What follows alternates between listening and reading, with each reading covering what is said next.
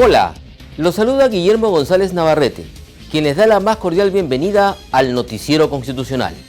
En la presente edición desarrollaremos las principales informaciones vinculadas al quehacer del Tribunal Constitucional del Perú. Comenzamos con nuestros titulares. Por unanimidad, Pleno del Tribunal Constitucional acordó no participar en Consejo para la Reforma del Sistema de Justicia. Dejan al voto 55 procesos constitucionales luego de audiencias públicas en Arequipa y Lima. Joven con discapacidad mental es favorecido en demanda de habeas corpus. Es inconstitucional prohibir el uso de ascensores para llevar mascotas. SEC inauguró galería de exdirectores. Estudiantes de la Universidad Diego Portales de Chile visitaron sede del Tribunal Constitucional. Declaran fundada demanda de expresidente Humala a favor de sus hijas. Pleno del Tribunal Constitucional del Perú acordó por unanimidad no participar en el Consejo para la Reforma del Sistema de Justicia. Mediante pronunciamiento público leído por el presidente Ernesto Blume, quien estuvo acompañado por todos los miembros del Pleno, se precisó que de acuerdo al artículo 201 de la Carta Magna, el TC es autónomo, independiente y responsable del control de la Constitución. Comunicado del Tribunal Constitucional del Perú.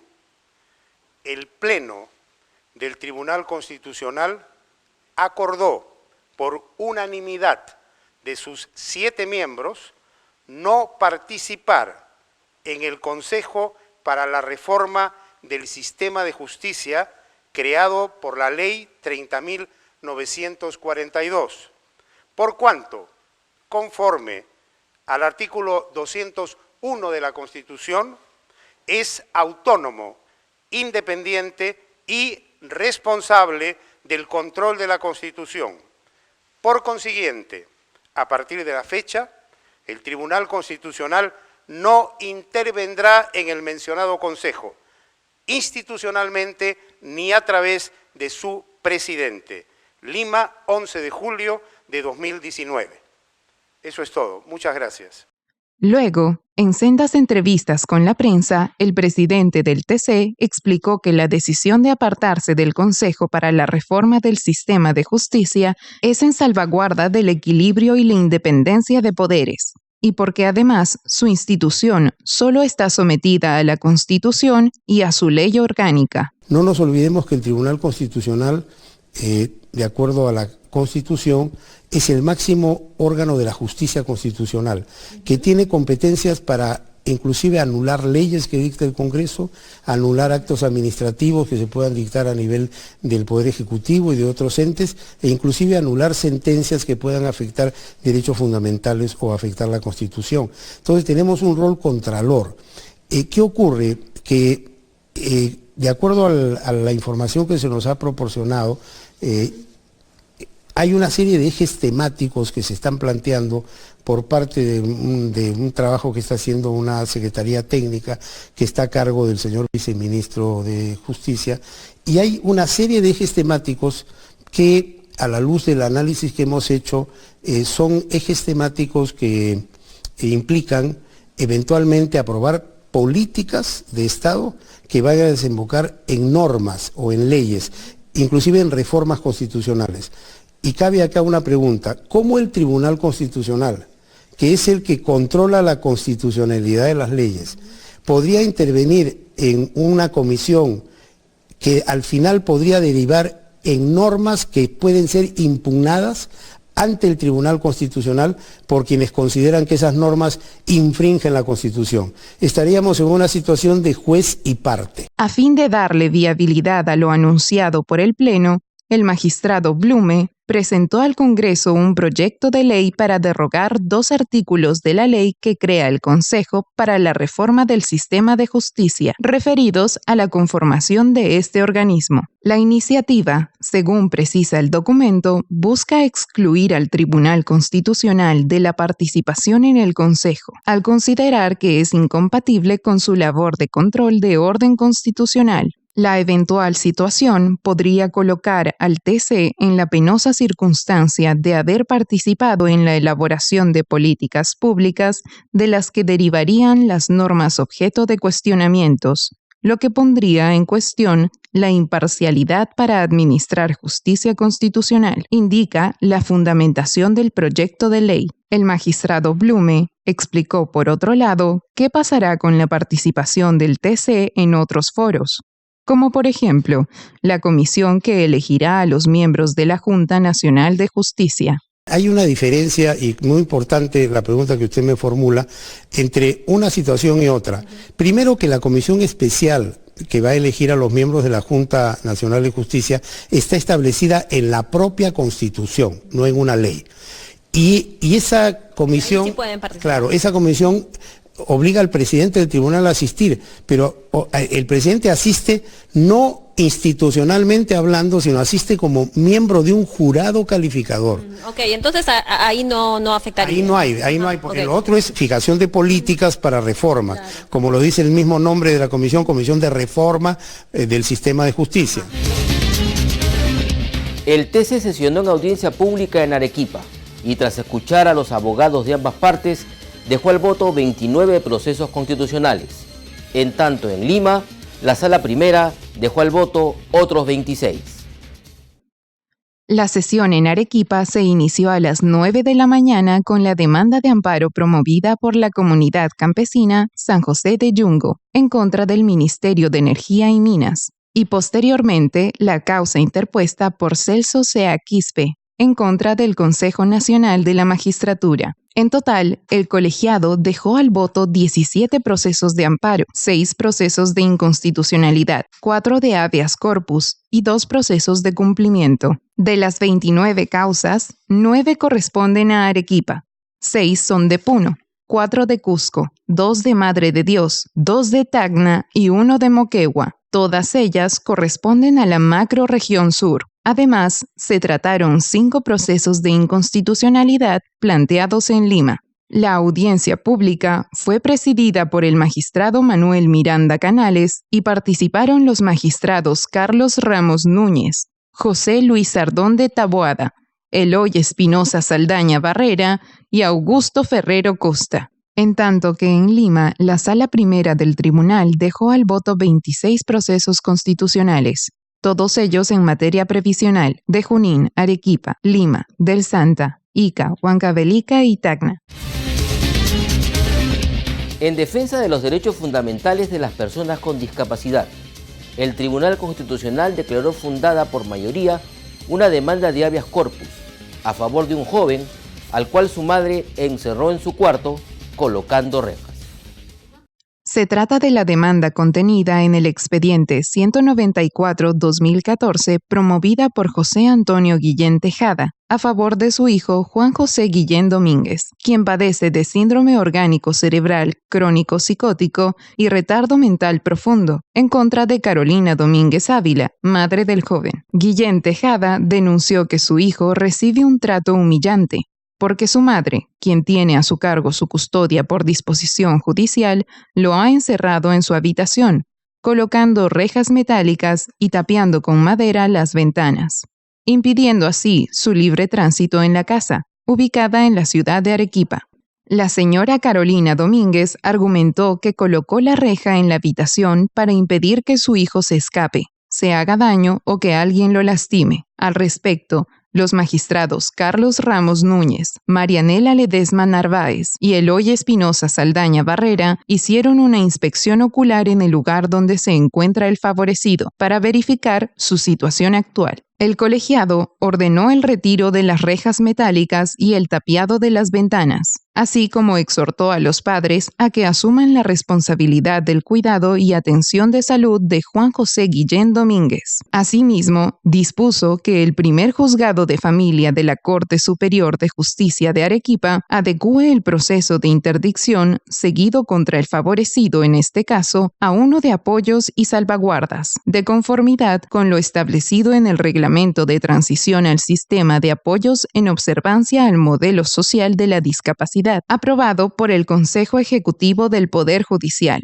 Además, ordenó al Ministerio Público que adopte un rol más activo en el ejercicio de sus funciones, a fin de evitar que se ponga en peligro la vida o la integridad de las personas con discapacidad, y ordenó al juez de ejecución del proceso que informe al Tribunal Constitucional cada 120 días sobre el estado y las condiciones en las que se encuentra viviendo Juan José Guillén Domínguez. Por mayoría de 5 votos contra 2, declaran fundada demanda de amparo, promovida por un ciudadano contra la Junta de Propietarios del edificio en el que vive, porque prohibieron el uso de ascensor acompañado de sus mascotas. La medida establecida en el reglamento interno del edificio, ubicado en el Jirón Francisco Graña 601 del distrito de Magdalena, obligó al demandante, bajo apercibimiento de aplicársele una multa, a subir y bajar por las escaleras desde el piso 16 con su mascota, situación que, según dijo, afecta la salud del animal, pues sufre una lesión articular de su columna. El colegiado utilizó el test de proporcionalidad para controlar la constitucionalidad del artículo 35, inciso 8 del reglamento interno de la Junta de Propietarios del edificio Antonio Miró Quesada. En su argumentación, el TC advierte que resulta innecesaria la prohibición absoluta de mascotas o la prohibición del uso del ascensor para transportarlas, pues, antes de tales prohibiciones, las juntas de propietarios podrían convenir en alternativas o medidas menos gravosas, tales como el establecimiento de horarios para el uso de ascensores en compañía de las mascotas, fijar medidas de seguridad para el transporte de dichos animales, recurriendo, por ejemplo, al uso de correas, bozales o maletas portátiles, en el caso de mascotas pequeñas, entre otras. Asimismo, el Tribunal Constitucional dispuso que los tenedores de mascotas, dadas las normas de salubridad, tienen la obligación de limpiar los desperdicios que pudiesen generar sus mascotas o disipar cualquier olor con el uso de ambientadores, estableciéndose sanciones proporcionales para quienes no cumplan con tales obligaciones. Finalmente, el Tribunal Constitucional declaró como doctrina jurisprudencial los fundamentos 19 y 20 de la sentencia en el sentido de ampliar lo dispuesto en el presente caso a otros casos similares, de modo que todos los operadores jurídicos y ciudadanos en general tengan en consideración que cualquiera de las prohibiciones de tenencia de mascotas en edificios, de adquisición de nuevas mascotas y del uso de ascensor en compañía de ellas resultan desproporcionadas y configuran una transgresión de los derechos fundamentales al libre desarrollo de la personalidad y al libre tránsito. A ello se suma que de ninguna manera se puede prohibir la entrada de los perros guía que acompañan a las personas con discapacidad.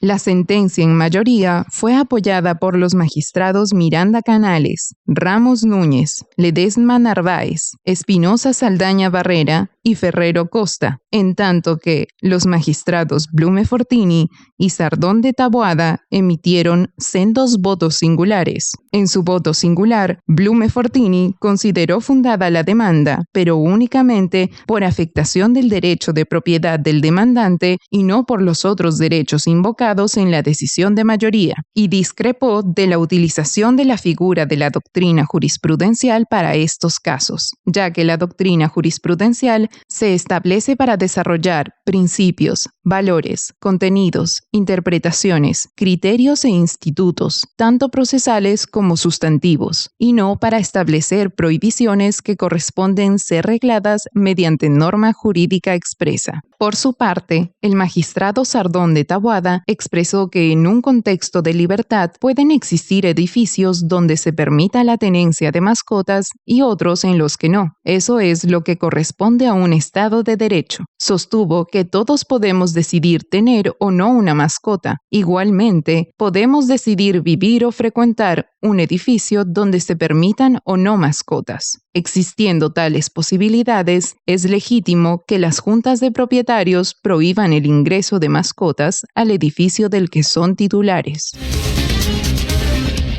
Alumnos de la Facultad de Derecho de la Universidad Diego Portales de Chile visitaron la sede del Tribunal Constitucional. Fueron recibidos por la magistrada Marianela Ledesma Narváez.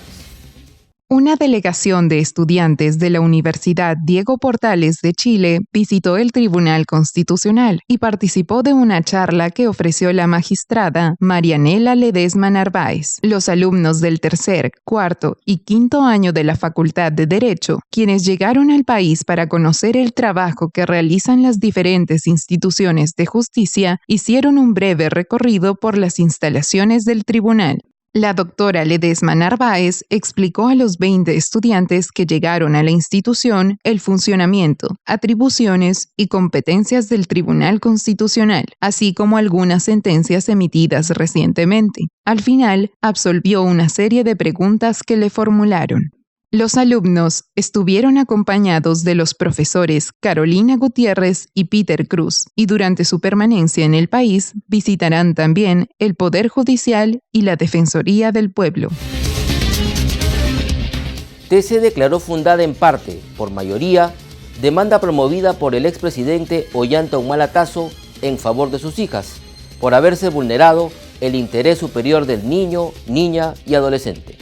El exmandatario denunció que el fiscal Germán Juárez Atoche, fiscal de la Segunda Fiscalía Supraprovincial especializada en delitos de lavado de activos y pérdida de dominio, realizó una diligencia el 3 de julio de 2017 en la institución educativa Hiram Bingen, donde estudian sus 2 hijas para recabar información sobre si existía autorización para el viaje de las menores al extranjero con su abuela materna, la misma que debió realizarse con la reserva del caso. El fiscal emplazado debió valorar otras medidas, como recabar la información por medios electrónicos o telefónicos, o mediante oficios, que, por ejemplo, siendo incluso más eficientes para recabar la información de manera más célere, no interferían ni ponían en riesgo el interés superior de las niñas. Es decir, el fiscal emplazado, antes de emplear la medida más invasiva, disponiendo que se constituyan 2 fiscales al colegio de las niñas, debió buscar la forma de no interferir de ninguna manera en los derechos de las niñas y en su interés superior, señala parte de la sentencia. Finalmente,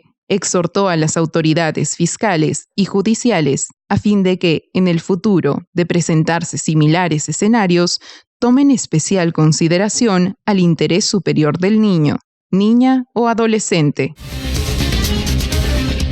El Centro de Estudios Constitucionales inauguró Galería de Exdirectores Generales. El presidente del Tribunal Constitucional, Ernesto Blume Fortini, inauguró la Galería de Exdirectores Generales del Centro de Estudios Constitucionales, en una ceremonia a la que asistieron 3 exmagistrados que ocuparon ese cargo entre los años 2005 y 2014. También participaron el magistrado vicepresidente Manuel Miranda Canales, el actual director general del SEC, Carlos Ramos Núñez, el expresidente de la institución, Óscar Urbiola Ani, familiares de los homenajeados y funcionarios del TC. Blume Fortini manifestó que el SEC nació como una ilusión de darle al país y al tribunal un ente que transmita conocimientos y que haga docencia constitucional, en un país como el nuestro, en donde estamos tratando de construir un auténtico Estado constitucional, que es el del imperio de la Constitución, de los valores fundamentales, de los derechos de la persona humana y de la primacía normativa de la Constitución. Es motivo de una enorme satisfacción asistir a este acto en donde llevamos a cabo un proyecto del actual director del Centro de Estudios Constitucionales, mi directo amigo y colega, el magistrado Carlos Ramos, de dejar perennizada en una sala, en un lugar de este Centro de Estudios Constitucionales, la presencia de quienes han forjado este importante proyecto, que, como lo ha señalado el doctor Magdiel González, nació, como siempre, los grandes proyectos con una ilusión de darle al país y darle al tribunal un ente que transmita conocimientos, en buena cuenta que haga docencia constitucional. Consideró que para que un Estado constitucional avance y se fortalezca, es necesario difundir todo lo que se refiere al mundo del derecho constitucional y al mundo de nuestra Constitución. Conceptos, principios, valores, instituciones, decisiones que se van tomando por la justicia constitucional. En la ceremonia se develaron las fotografías de los exdirectores del SEC, Magdiel González Ojeda, César Landa Arroyo, Juan Bardelli Lartirigoyen y Gerardo Eto Cruz. El magistrado Carlos Ramos Núñez destacó que actualmente el alcance del SEC se potenció al descentralizar el dictado de cursos virtuales que llegan a todo el Perú. Lo que queremos es rendir homenaje a quienes han participado en la gestación de este Centro de Estudios Constitucionales, primero el fundador, el doctor Magdiel González Ojeda, pero también quienes han cumplido una labor destacada después. No ha podido estar acá por razones de viaje el doctor César Landa, que al mismo tiempo que presidente del Tribunal Constitucional fue también director del Centro de Estudios Constitucionales durante unos meses, ¿no? Toda esa información la hemos recabado de las actas, ¿no? Y de tal manera que es totalmente confiable. O el doctor Juan Bardelli, que un testimonio que me brindaba hace unas semanas atrás, señalaba de la importancia que se dio al SEC, sobre todo, digamos, en materia de eventos que se hacían en el interior del país, ¿no es cierto? Se publicaron unos cuadernillos rojos y eran ya sea magistrados o constitucionalistas de prestigio quienes departían, ¿no?, con abogados y con estudiantes de derecho sobre estos temas jurídicos. Digamos, la línea de investigación es iniciado con el doctor Gerardo Eto, ¿no?, que me ha precedido en el cargo y que, por ejemplo, ha fundado una colección valiosísima que es Jurisprudencia Relevante del Tribunal Constitucional, ¿no? Entonces, yo creo que era necesario continuar con esta colección y con otras publicaciones. Es decir, tenemos los retratos en pintura de los expresidentes del Tribunal Constitucional. No llegaremos a eso, pero por lo menos tenemos una galería fotográfica algo más sencilla, ¿no es cierto?, que da cuenta de, digamos, de quienes fueron directores generales del Centro de Estudios Constitucionales. Finalmente, el ex magistrado Magdiel González Ojeda agradeció la organización de la ceremonia para inaugurar la galería y resaltó que el SEC está muy bien formado y se ha convertido en un centro muy importante para la capacitación y docencia. Hoy me siento yo realmente muy contento porque ha rebasado todo lo que pensé en algún momento determinado. Hoy día es un centro muy bien formado y además tiene algo importante, el aspecto editorial, que creo que eso debemos agradecer, ese esfuerzo que han hecho, y especialmente creo a ti, mi querido amigo Víctor. Y creo que esto va a seguir creciendo porque es necesario que no solamente conozcan una formación jurídica los miembros del tribunal, tanto magistrados como asesores, sino que inclusive podamos llegar, como estamos llegando a la fecha, a los demás magistrados del Poder Judicial y especialmente a la docencia, porque actualmente la docencia universitaria está leyendo muchísimo todo lo que se produce en este tribunal, y eso es importante porque de ahí van a salir los nuevos, tanto abogados como magistrados. En la siguiente nota, la asesora jurisdiccional Isabel Sánchez Benítez nos explica qué es el derecho a la educación en la jurisprudencia del Tribunal Constitucional. En esta oportunidad, en mi condición de asesora jurisdiccional del Tribunal Constitucional, voy a desarrollar algunas ideas medulares respecto a la jurisprudencia del Tribunal Constitucional en materia del derecho fundamental a la educación. En primer lugar, tendría que señalar que la educación como derecho fundamental viene siendo reconocida desde la Constitución Política de 1979. Como sabemos, es en esta Constitución por primera vez donde los derechos fundamentales son concebidos como anteriores y superiores al Estado. basados en el principio de derecho de dignidad humana.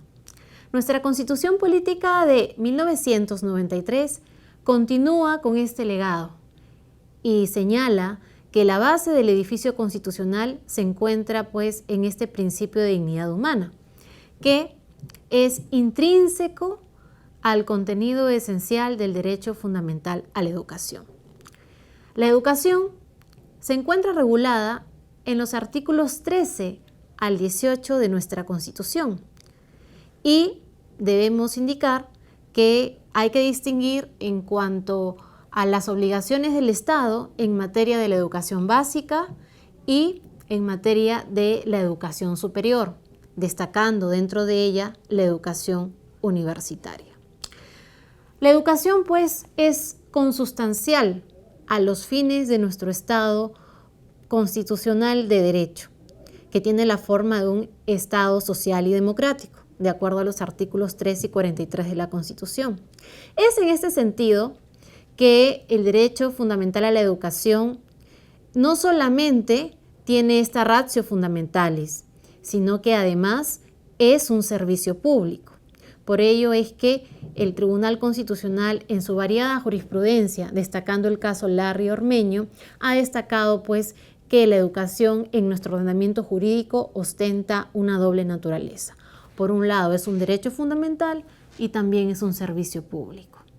Ahora bien, hay que tener en cuenta que la educación como derecho fundamental involucra deberes para los titulares, es decir, tanto los menores de edad que acceden a la educación básica como aquellos mayores de edad que acceden a la educación superior, como en el caso de los primeros, los padres o los tutores legales tienen deberes respecto a la realización plena de este derecho. El Tribunal Constitucional ha sostenido en su jurisprudencia que el contenido constitucionalmente protegido del derecho fundamental a la educación básicamente se encuentra comprendido por el despliegue de 3 facultades. En primer lugar, el acceso a la educación. En segundo lugar, la permanencia en el respeto de la dignidad del estudiante. Y en tercer lugar, la calidad de la educación. Con relación al primer aspecto, diríamos que el acceso a la educación comprende a su vez 2 facultades. El acceso a la educación en sentido estricto y la cobertura educativa. Quisiera empezar por este segundo elemento, toda vez que allí se manifiesta claramente los deberes del Estado en el sentido de asegurar que nadie se encuentre privado de acceder a la educación básica, que es obligatoria de acuerdo a nuestra Constitución, sea por razones económicas o sea por razones que tienen que ver con la falta de atención de las diferentes discapacidades que pueden presentar los educandos. En cuanto al acceso en sentido estricto, encontramos también deberes que deben observar los centros educativos, sean públicos o privados, de forma tal que los criterios de admisibilidad a los centros de ninguna manera puedan ser discriminatorios y antes bien se encuentren sustentados en principios de razonabilidad y proporcionalidad. En cuanto al segundo aspecto relacionado a la permanencia en la dignidad del estudiante, el Tribunal Constitucional ha señalado que esto implica que cuando se adquiere la calidad de estudiante en un centro educativo, no es posible ser apartado del mismo si no es en atención al pleno respeto del debido proceso y en pleno cumplimiento del principio de proporcionalidad. Finalmente, en cuanto al elemento de la calidad, aquí encontramos también una manifestación de este derecho fundamental donde resulta medular la participación del Estado. Finalmente, en lo que respecta al tercer elemento relativo a la calidad de la educación, el tribunal ha señalado en el caso de las filiales universitarias que el Estado tiene un deber irrenunciable en lo que respecta al control de el cumplimiento de los fines del proceso educativo. Quisiera destacar el caso de las hermanas Ciesa.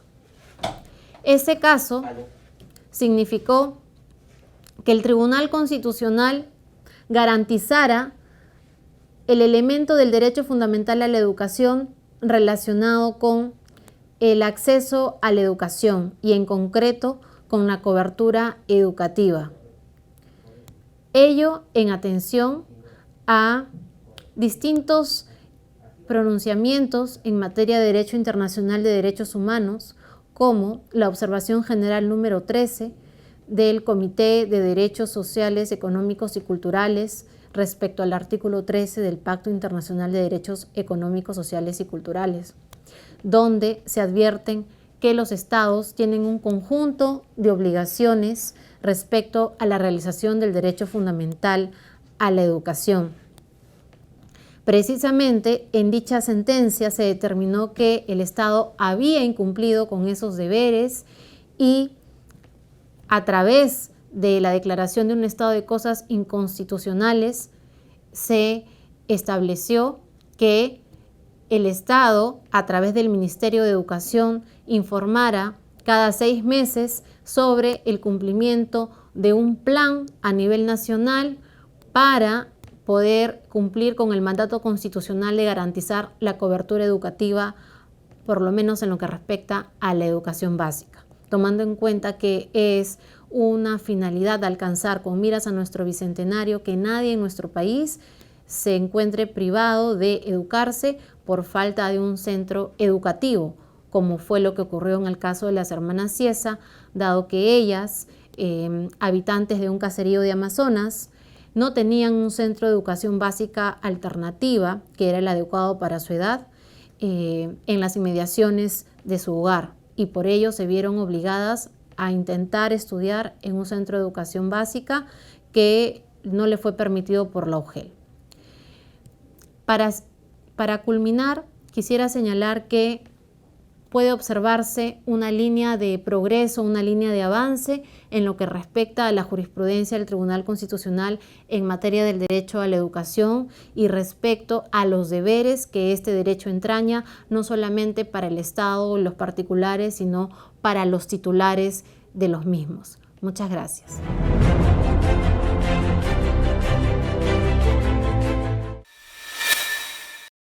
El Tribunal Constitucional de Hungría sentenció que los menores de edad pueden ser separados de sus padres temporalmente si estos no autorizan la vacunación obligatoria sin un motivo justificado. Se puede limitar el derecho de los padres a la educación en el caso de negación de la vacunación obligatoria sin un motivo justificado, dijo la Corte, tras precisar que el menor solo puede ser separado de su familia temporalmente y no definitivamente.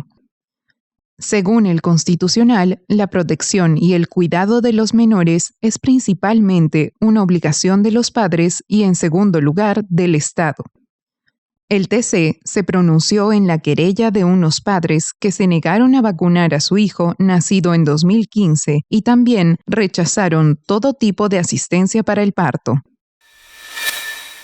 El Tribunal Constitucional de Alemania inició el debate para analizar la demanda presentada contra la prohibición del suicidio asistido organizado, regulada por la ley aprobada por el Parlamento Federal hace 3 años. Para las vistas orales ante el TC alemán se han previsto 2 sesiones, mientras que la sentencia de la Corte se estima se demorará unos meses. Los parlamentarios que presentaron en ese momento el proyecto de ley alegaron que autorizar el suicidio asistido organizado abriría la puerta a convertirlo en una práctica usual para los propios afectados, familiares o allegados. La ley está destinada a proteger a las personas en situaciones difíciles de la presión ejercida por las ofertas de suicidio asistido promovidas por distintas organizaciones. La Corte Constitucional de Colombia confirmó la sentencia que obliga a los canales privados de televisión a transmitir el mensaje de interés público de Red Papás, No Comas Más Mentiras, que busca alertar a la sociedad civil acerca de la necesidad de prohibir la publicidad de comida chatarra dirigida a niños y adolescentes, como pasó fundamentalmente para detener los altos índices de obesidad y sobrepeso en la población infantil y adolescente. Para la Corte, el control previo por parte de Caracol TV y Canal RCN constituye un caso de censura y les ordena abstenerse a ejercer cualquier control, recorte o modificación a cualquier mensaje de bien público que se pretenda transmitir en televisión. En Colombia, según los datos de la encuesta de situación nutricional, ENSIN 2015, 1 de cada 4 niños en edad escolar, de 5 a 12 años, tienen sobrepeso u obesidad, y es en esta franja de edad en la que se reporta un mayor aumento de esta condición entre 2010 y 2015, un 30%. Hasta aquí el presente noticiero constitucional. Muchas gracias por la sintonía. Hasta la próxima.